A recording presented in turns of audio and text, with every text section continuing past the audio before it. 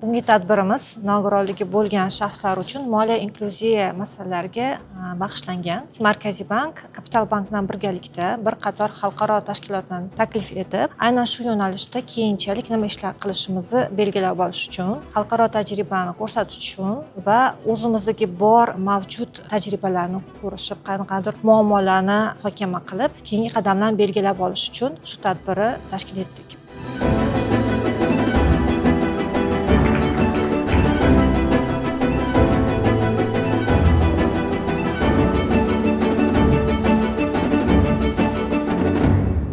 Финансовая инклюзия подразумевает не только разработку продуктов, инфраструктуру создания, но и, конечно, обучение персонала. На настоящем форуме мы очень рады поделиться уже реальным опытом, да, который мы реализовали, рассказать, да, о тех проблемах, с которыми мы сталкивались, да, как мы их преодолевали, и надеемся, что это будет полезно для всех других банков Узбекистана.